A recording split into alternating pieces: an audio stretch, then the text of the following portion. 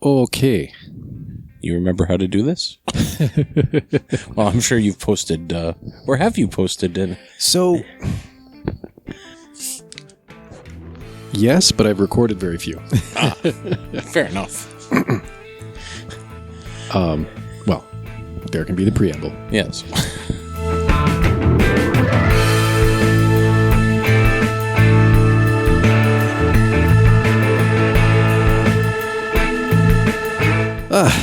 Well, welcome back. Welcome to another episode of Scouting Stuff. Can't even remember my darn intro. We still do these things. They still exist. Still happens from time to time, although it's been far too long. A hot minute. Indeed. As you can hear, Scouter Colin is there. Hello. I'm Scouter Ken, enjoying warm/cool evening on my back deck. A Canadian spring. Indeed. Can't ever quite make up its mind between, did I leave winter behind? Am I in summer? What am I? Yes. The identity crisis that is a Canadian spring. That's right. But it is rather pleasant this evening, so we figured we'd make the best use of the outdoors without sans mosquitoes. Yeah, before they become too nasty, or the wasps. Ugh. But as it is. But yes, we're a little out of practice on this. Haven't had too many chances to get in front of the mic, you and me. No. It's been a while, that's for sure. So, and I mean, a lot of that's just, on Life. me, life, Yeah. the work-life balance is weird right now. Stuff has to give when priorities take precedence, right? So it's all good. And I mean, I was fortunate too that, so in March, and I couldn't go, but part of this Scouts Canada Big Opportunity Initiative, they had like a big in-person meeting out in Ottawa. And like I said, I couldn't go to that, but like just before that, I did like a quick episode on the Big Opportunity, as they're calling it. And then kind of lucked out in that some of the people who did attend, and in particular, Andrew, a scouter out of Calgary, organized a couple of sessions where he sat down with people to talk about this whole thing, which, I mean, basically is like, an initiative to try and inspire volunteers. Okay. I was going to say, I've been out of the loop now for a while, so you'll have to fill me in on it. Yeah, like essentially the idea is to, well, I mean, maybe we could discuss it because like it's the whole idea that they have. Anyway, sorry, just to maybe before we launch into discussing it or whatever we wind up on about. Yes. So Andrew did have this thing where like he would sit down with people and discuss it. And, I facilitated those sessions because they were all like online sessions. And so they ended up being recorded and that gave me a couple of episodes. Okay. But yeah, in terms of, me sitting down with you or anybody else for that matter, I haven't been too many opportunities this year so far. No. And even the Scouting Fives have kind of been intermittent. But such is life. Indeed. So I guess I could conceivably go to these recorded sessions that you did and do and listen to it on my own. You could if you were curious at all about the Big Opportunity and what it entails. Or you could tell me because you're sitting right across the table from me right now. So yeah, well, and I mean, a lot of it comes down to volunteers. It's not even necessarily. It's focused on the youth too. Or at least, on the promise that Scouts, on the opportunities that Scouts Canada can bring to youth, right? The opportunities for outdoor adventure, digital detox, all of the stuff that seems lacking these days. And is especially in sort of the post-pandemic reality because youth mental health has taken a huge hit. Especially in like the teenage range. There's just been phenomenal consequences of being off of school. And we've maybe been more fortunate than most here in Alberta because our schools were not shut down. Yeah, exactly. I don't know if you can hear the dogs in the background there, but they're having a conversation. Yes, an argument is being had. But our kids went back to school within a reasonable time frame, I think.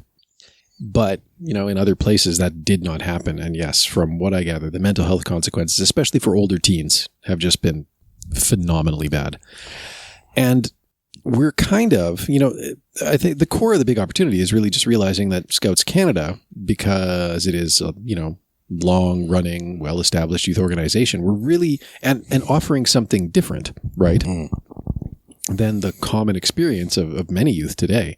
We're really well positioned to be a lifeline, and, we're really well positioned to just grow ourselves again, become a real force for youth in the country.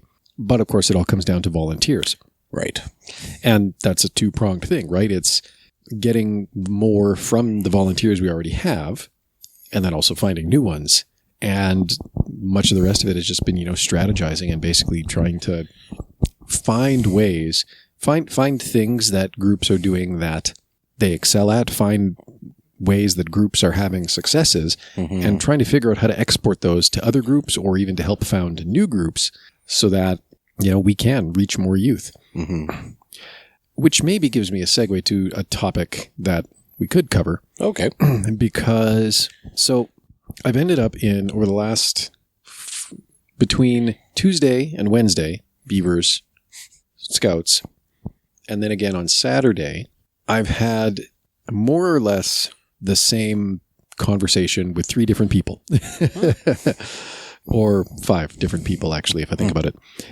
Which is, the 59th has been around for a while. Our Scout group has a long history to it. That is true. And it has succeeded when most of its geographical peers have not. It continues, even though the Royal Gardens group is gone, the Lansdowne group is gone, Duggan, Blue Quill, Yellowbirds tried and failed twice to get off the ground. We have endured, and in many cases we've absorbed those other groups, or at least, the youth from them. And on, Tuesday, Wednesday, talking with fellow Scouters about why that is. And then again on Saturday too. So at Saturday we did a bottle drive, not for the Scout group. Our Scout group bottle drive was earlier this year, or earlier this month. It's just the tail end of April right now. But my daughter's fastball team did a bottle drive as well. And kind of afterwards, they had a wrap-up barbecue at the coach's house. And one of the parents was just talking with me, because he knows I've been involved with Scouts. He knows Juliana's involved with Scouts. And he just had some questions, because he was thinking of enrolling his daughters in it too. And we ended up somehow on the topic of, how do you tell a group has, how do you tell a group is a good group? How do you tell a group is going to, be a good fit for your kids? And kind of as we wound our way through that conversation, one thing I mentioned, and this is something I discussed with, fellow Scouters on the Tuesday and Wednesday, was what I think makes our group succeed is because we've taken the time and the effort to put the fundamentals in place. We have a strong group committee. We have, we've taken time to make sure that we build out that management aspect of the group. We've taken time to make sure that the group has a robust budget that we carefully supervise the use of. Not in the sense that, we're always trying to make sure that the coffers are full. When you have a casino fund, you have to spend that down within a set amount of time. We are a nonprofit. So at the end of the day, we do want over time to make sure that the bottom line is, zeroing out again and again. But equally, we do make sure that we have sufficient funding to run program year over year over year. And we, that's a big focus for us. But again, a lot of the strength of that comes down to, the fact that the group itself is well managed and has been for a long, long time now. Oh, yes. Yeah. Even back in its infancy, it was still, we didn't have the fundraising capabilities that we have now with the casino, but yeah, it's in my mind, it's always had good people at the helm. Short of a couple of years where I was in charge. Well, but you did get us those arrows, the bows and arrows. So you can't win them all. Well, we still got the archery set, so thank you for that. Yeah. Well, there you go. But yeah, that was, and it's kind of particularly I think it's been in my mind particularly because we literally just cycled the whole group committee. Yeah. Well, Like all the main positions except quartermaster. Which is good. Yes. Good. Like, I think that's also a good sign, is like people know that, not to stay in it for too long either, right? Mm-hmm. But also that we're able to effect an orderly transition, That is good. And maybe that's, something that's good to talk about, is because, and it goes to, we've talked a bit about succession planning before, right? Mm-hmm. But a big part of succession planning is, the actual, how do you facilitate an orderly transition of your group's organizational structure? Mm-hmm. And I'm not talking about, your Beaver Scouters, their kids age out and move up to Cubs. So now you have Cub Scouters where you once, the Beaver Scouters follow the kids up and now they're Cub Scouters. Yeah. That part kind of happens naturally. To a point, right? Mm-hmm. Right. Or the kid just leaves the program and then you're down a Scouter. Unless they're really, really keen. But there are, within a well-managed group at least, and I guess that's the first thing, is that, like if your group doesn't have that core management, that committee, that's kind of the first thing. You need that. Yeah. They're, and typically the members of the group committee, not that they can't be youth-facing, mm-hmm. but they typically aren't primarily youth-facing, right? That is true. Their main focus is the group and making sure that the group can run and that the other primarily youth-facing Scouters have the support they need, whether that's financial, logistical, mm-hmm. managerial, whatever. So you need a group committee. And I mean, I think ours is fairly typically organized. The group commissioner, kind of the boss, in as much as, there's a boss when you're all volunteers. Chairs the meetings and goes and visits. Represents the group to Scouts Canada. Yeah, if there's an area meeting or whatever, goes and attends that. Or if there's, what have you. Registrar, so managing your registrations. Treasurer, managing your finances. We have a quartermaster because we have a fair bit of gear. Mm-hmm. Somebody looks after fundraising, I'm assuming, or we do specifically popcorn. Yeah, and those are kind of like they're sort of like popcorn coordinator. Yeah, so we'll have a popcorn coordinator or like a fundraising coordinator more generally. Mm-hmm. Sometimes popcorn gets its own coordinator because it is kind of its own beast. Can be. And then, of course, ideally the group committee also includes representation from each active section you have, right? That's Beaver Scouters, Cub Scouters, etc. But here's the thing, right? It's all well and good to have that, but, literally our entire group committee, except for the quartermaster, just cycled. The treasurer left her position. Group commissioner left. They moved to Calgary. Oh. Husband and wife team. Yeah. No. I hope the move goes well for them. Oh, it did. It was a very smooth move. Oh, nice. And the registrar had been with us for a couple of years and she wanted to step away. Yep. And so kind of just within the span of the last couple of months, all of these positions are new. And I guess the first part, how to effect an orderly transition of your group committee. Well, the first part is, I hope it's a clean break. We had one notable case where it wasn't. Mm-hmm. And that was a little bit harder. Mm-hmm. But like this one has been good. The outgoing group commissioner has basically, if it's easier to think of it this way, we've had two group commissioners for the last couple of months. Mm. We've had the outgoing and then the incoming, and they've basically been, shadowing each other. Yeah. The outgoing shouldn't really be saying too much in the sense of like, or imparting perhaps and I put this in quotations, the corporate, information, like useful things that they need to know. Yep. And then the incoming one should be the front facing for the group. Yeah. It's kind of been going in stages, right? Yeah. So like initially it was more sort of the outgoing was sort of still like, running the meetings and whatever else. But now the new one is starting to run the meetings, take over, and he's the voice behind the communications now and things like that. So they're slowly, one fades out, the other fades in. It's just a nice, smooth transition. Lots of learning opportunities. Mm-hmm. Treasurer is actually going to continue running the books for us until September. That's when we're going to transition the treasurer role because that's when our fiscal year rolls over. Yeah. Even though our registration year doesn't, but whatever. Yeah. And then registrar just started taking over from the old one just this weekend, actually. And the registrar at this point is probably not there's probably not a whole pile going on because everybody's Yeah, we've already pretty much filled. onboarded everybody that you were. Exactly. We're in not quite the middle of the registration year. Yeah. So in a way, it's a good time for a transition because Yeah, it really you is. can learn all the systems, Yep. but you don't have to be managing the huge influx of new faces. That's right. Yep. So timing is another important part of that transition. But where it's also been very, the other part of it that's been good, and we've talked in the past about the importance of getting the group online and getting the group, that sort of good technological back end to manage all of the things. Yep. So we have our Google Workspace, which again, like if you're in Canada, talk to your scouting council.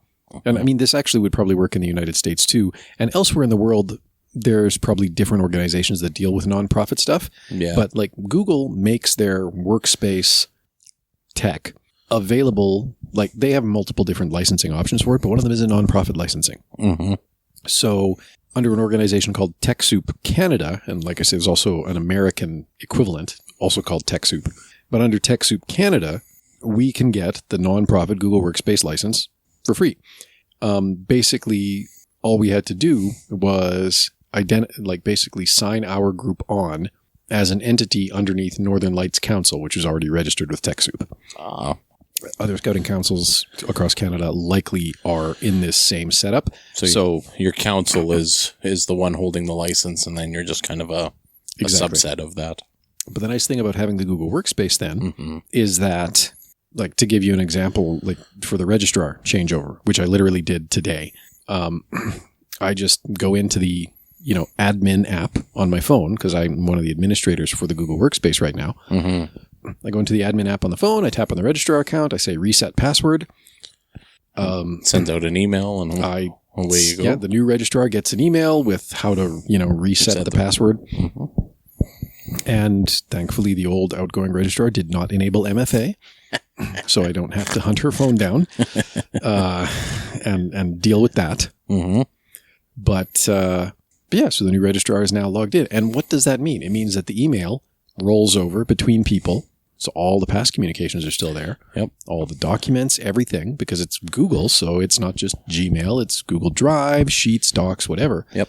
All of the stuff that the previous registrar accumulated is instantly hands off to the next registrar. Mm-hmm. Likewise for the group commissioner. Likewise for the treasurer. If our quartermaster ever decides he's done, we'll have some ability to transition his stuff over as well. But I'm still on the theory that he's going to die in office. So. Well, he likes the job he does. He does. I believe wholeheartedly on that one. Oh, yes. And, but, just thinking about that and just the smoothness of it all, I think that is sort of one of the big secret sauces that really allow our group to just do well, right?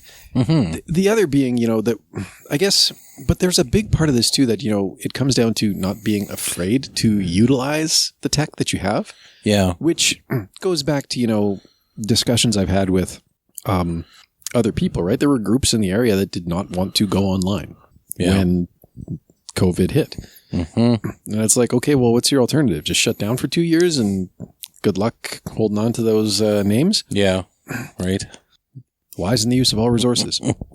But some people were, some groups were very much like that. No, we are not doing anything online.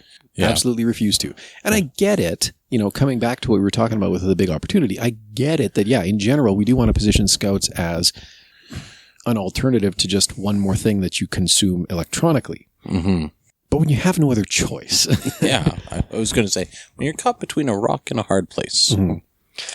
But I think one of the reasons that our group did well even with that was, again, because we had that good organizational support set up. We had... we had the good technological support set up too, right? That Google Workspace is really, really handy when you need to hold Google Meets week after week after week. Right. But just, again, having the organizational support to, facilitate the tech, to work together to come up and collaborate with, figure out ideas, like what can we do this time, right? You're right. Because after a while, it does get a little stale when you're just meeting online again and Kahoot's getting a little thin, having that ability to just mutually support each other, collaborate, that hive mind, it was really, really good. And having budget too, being able to actually go to the treasurer and being just like, look, what kind of, what's left in my budget? What do I got? Yeah. What can I do? What kind of checks can I cut here to bring on this or that little tool for the time being? Yeah. So I guess, maybe I guess the point here is, really, and maybe this does tie into the big opportunity too, is that, for a group to really be able to do more, or for a new group to really establish itself, taking the time to get that organizational stuff and get it right is critical. Because I think that was probably what happened with the Yellowbird group. They've tried a couple of times to really get themselves off the ground, and it never quite holds on. Yeah. Well, and I mean, it's about having support for your volunteers in that regard, right? Like, everybody's a volunteer, but you need the support of the group committee to run your program, and you need, so it's to have something well managed at that level is well, and because it can take off certain other pressures, right? Right. Okay, you want to find a group, cool. Well, where are you going to meet? Yeah. Where are you going to meet? What you going to do? How much you going to spend on that? Yeah. You can, as a section scouter, be the person that has to worry about all of that. Yeah. You will probably not want to be a section scouter the year following. No. If you are the person that has to worry about all of that. Yeah. You can be everything, but it'll burn you out faster. Yeah.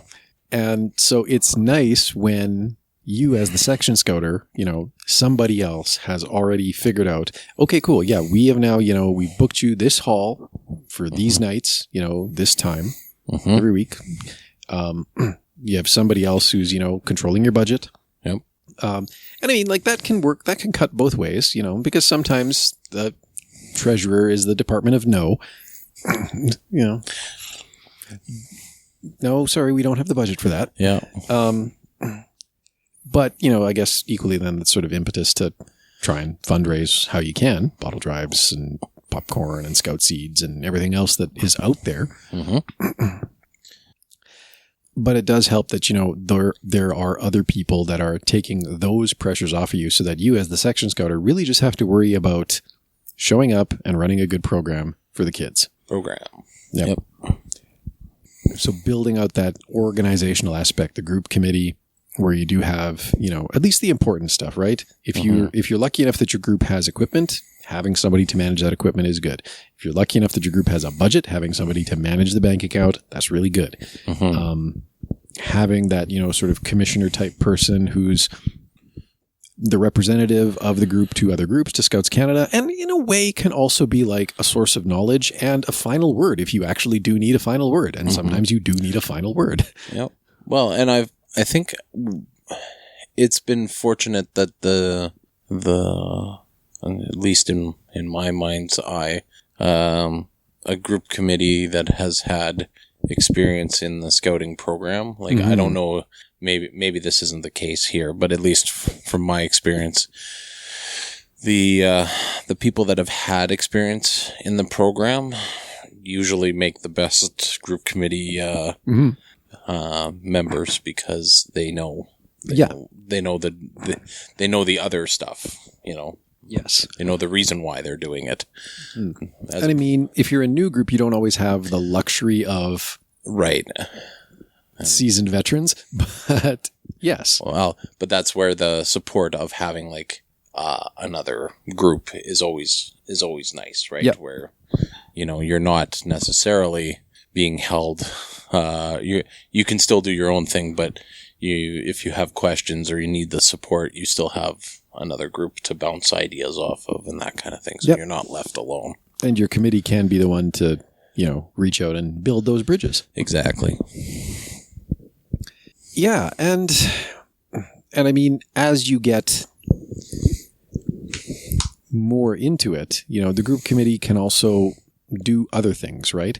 Scouters can basically facilitate their week-to-week programming, right? But if the group wants to try something a little more ambitious, whether that's jamboree or, longer distance, longer duration camping. Yeah. Those, which are, those kind of showstopper adventures are like, that is the scouting experience right there. Yeah, though that's what you want to do. You want to have one of those in a career. Exactly. We're multiple, right? Yeah. And like I say, it doesn't even need to be a jamboree necessarily. It could be 10 days on a lake in northern Saskatchewan. Well, yeah, I was just about to reminisce about that trip, but yeah, exactly. Or cycling in the Rockies, right? Yeah. Or, whatever. Yeah. And, with a little bit more maturity to it, a group committee that is a little more seasoned can be the ones to really get all of those balls rolling. And you as the volunteer, you as the scouter volunteer, the section scouter might be coming to your group committee and saying, hey, I would like to take my scouts on a, week-long Rocky Mountain biking trip.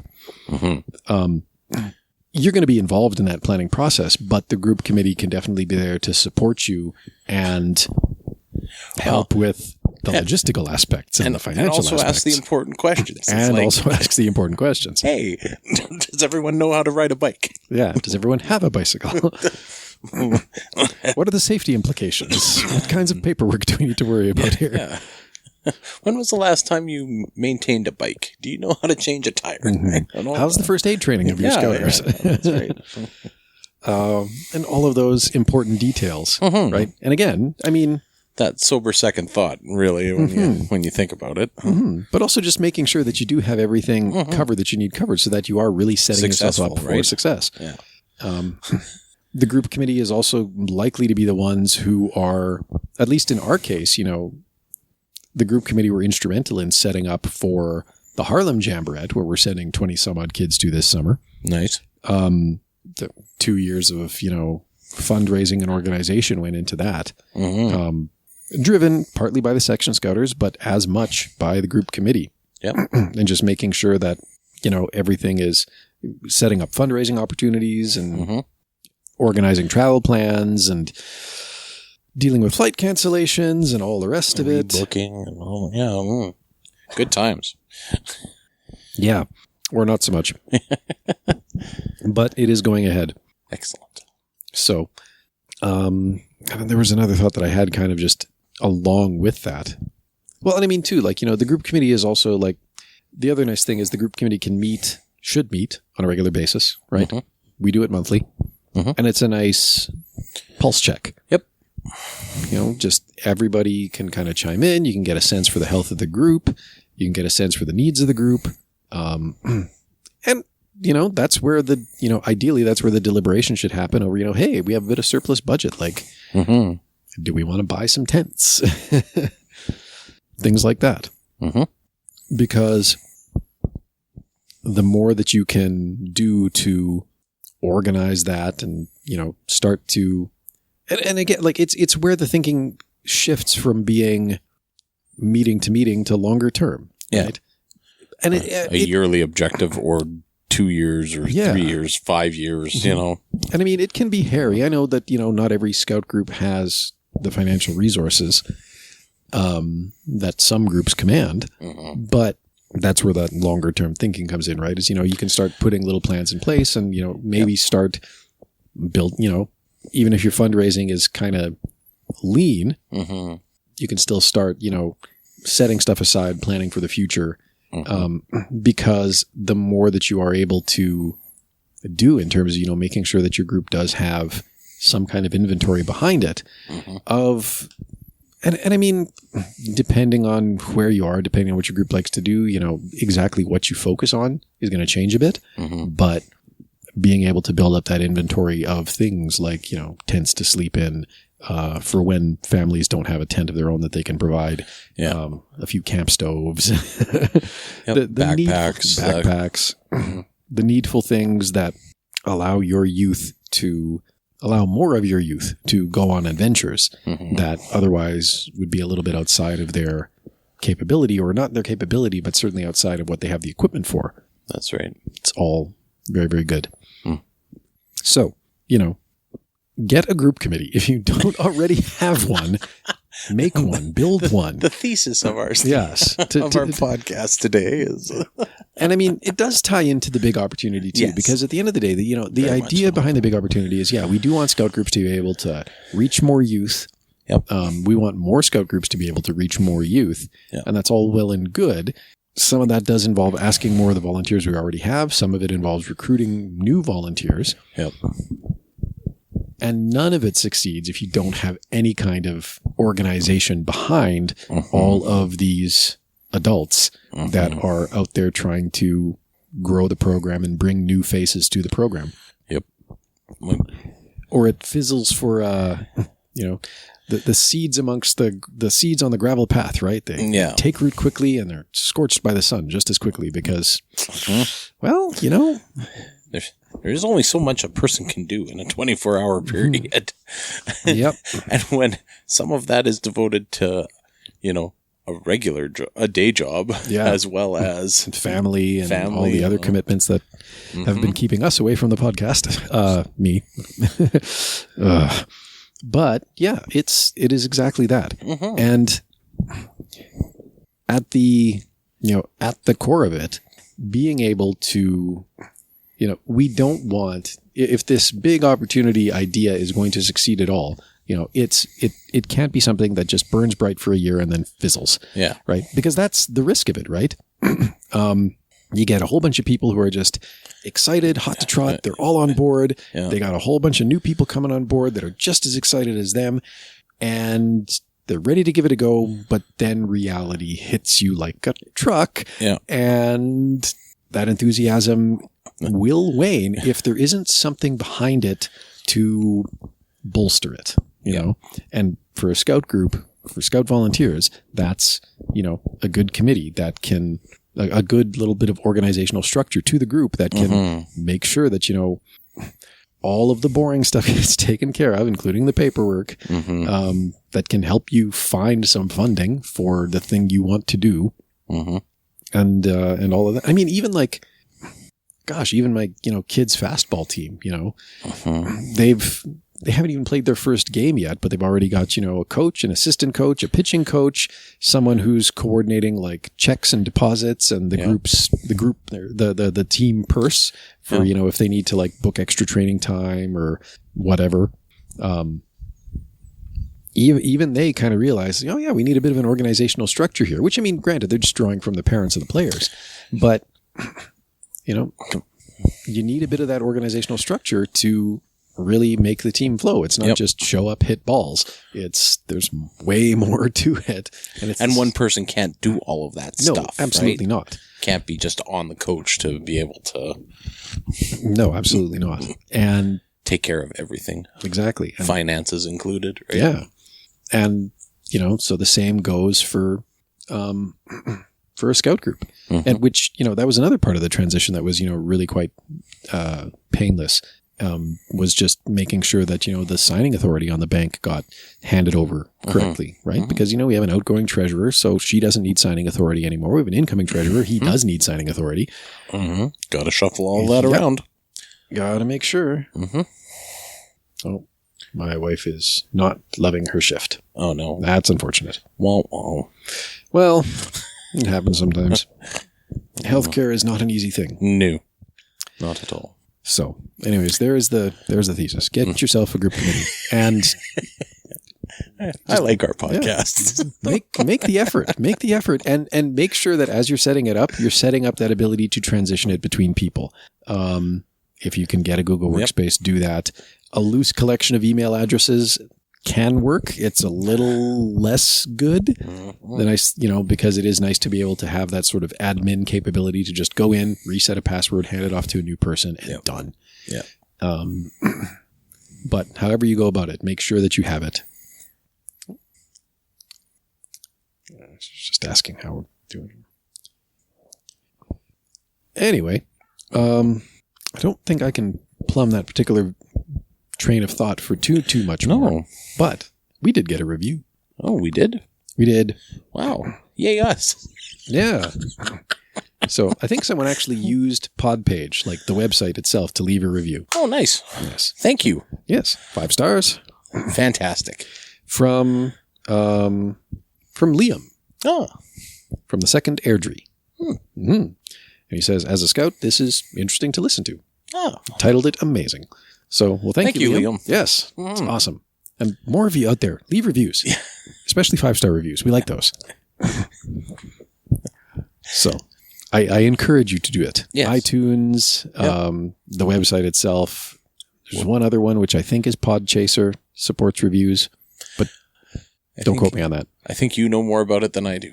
Yeah. I just show up and add a voice to the... There you go. On a talking head. If you go to the website, there's a reviews page there, and it has links to anywhere that you could leave us a review. So, even takes the thinking out of my hands, you know?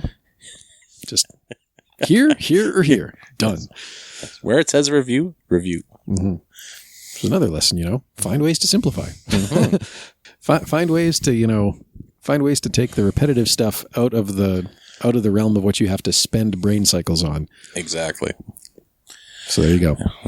You invest in the infrastructure, and then you can use that infrastructure until you can no longer use it. Yeah. And then you can hand it off if you need to. Exactly.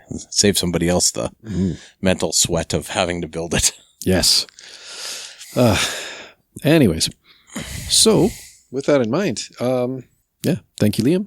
And please do leave us a review. Although I guess I'm jumping a little bit ahead of myself because, of course, well, I think you usually have a question that you would ask. Well, normally, and you're like... Normally I'd be talking about Scouting Radio right now, but that whole thing still hasn't really... You don't know about Scouting Radio. I was going to ask you about that. I'm like... No, it's changed. I'm not sure if... not exactly Scouting Radio anymore. No, it's like one movement media or something to that effect. Okay, yeah. well, fair enough. And then you would say something to the effect of... if you're listening out there right now, please do reach out, get in touch. We'd love to hear from you. And then I would say... Hey, Scouter Ken. Yes, Scouter Colin. How does one get a hold of us? How does one these days? Well, actually, the same methods always work. Email scoutingstuffpodcast@gmail.com or outlook.com. I am not picky. Twitter, SSYSK Podcast. Facebook or Instagram, Scouting Stuff Podcast. Still have the Discord server. Not much happening there. Do have a Telegram channel that I at least post episode updates to. Should probably put that link in the show notes too. I've been experimenting with Locals and with Mighty lately, so a couple of new networks. So I'll make sure those links get in the show notes as well. And of course, there's the reviews. You can always leave us a review. Yes. Or while you're at the webpage, look for the little microphone icon. It usually lives on the lower right-hand side of the screen because you can leave us a voice message too. Be the first, or the second. I think somebody. We've had one or two, but it's been a long time. Yes, we don't remember. So. Yeah, I would have to go back. So be the first. Yes, give the next first voicemail. Because seriously, it would actually be cool to incorporate that kind of stuff into the podcast. Yes, very much so. Yeah. And other than that... I have no other shout-outs. No shout-outs? No. Neither do I. So, I guess just a big thank you. Thank you for sticking with us, because I see in the listener stats you're all still out there. And thank you for listening. And until next time, be prepared.